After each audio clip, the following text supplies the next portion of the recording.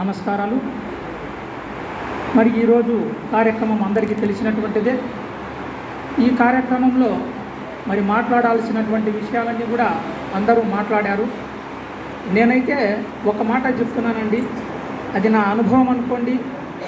నేను వ్యక్తిగతంగా చెప్పే విషయం అయితేనేమి, చరిత్ర విషయంలో కానీ వ్యక్తిగతంగా కానీ నేను చెప్పే ఒక మాట ఏమిటంటే, ప్రకృతిలో భూమి మీద మనిషి అత్యంత తెలివైనటువంటి వ్యక్తిగా మనం పరిగణిస్తాం.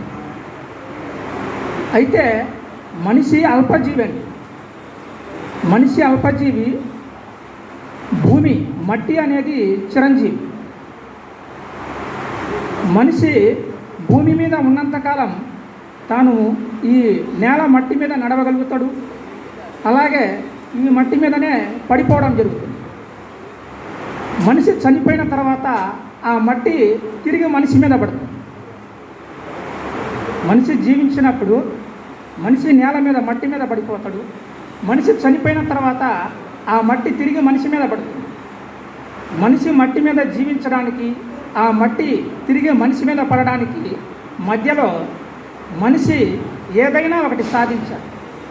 అలా సాధించేదే మనిషి ఆ వ్యక్తి యొక్క జీవితంలో కానీ చరిత్రలో కానీ నిలిచిపోయేటట్లుగా ఉండాలి.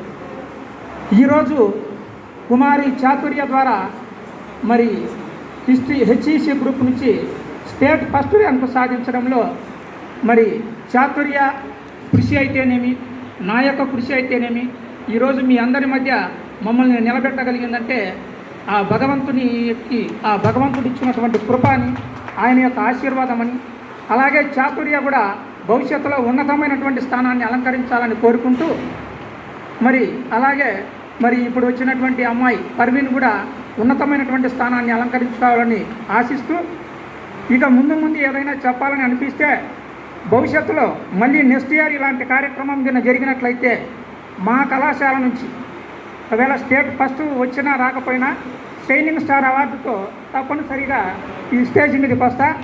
ఈ ఇయర్ మరి చాతుర్య స్టేట్ ఫస్ట్ రావడమే కాకుండా మన హెచ్ఈసి గ్రూప్ నుంచి మా కళాశాలలో నాని అని ఒక అబ్బాయి, అగస్టిన్, తర్వాత సతీష్ అనే ఈ అబ్బాయిలు ముగ్గురు కూడా ఏపీఆర్డీసీ నాగార్జున సాగర్లో ర్యాంకు రావడం జరిగింది. 4, 5, 6 ర్యాంకులు. అలాగే సిల్వర్ జూబ్లీ కాలేజీ కర్నూలులో కూడా మరి 10, 12, 14 ర్యాంకులు ఇచ్చి ఇప్పుడు కర్నూలులో డిగ్రీ జాయిన్ అయ్యారు.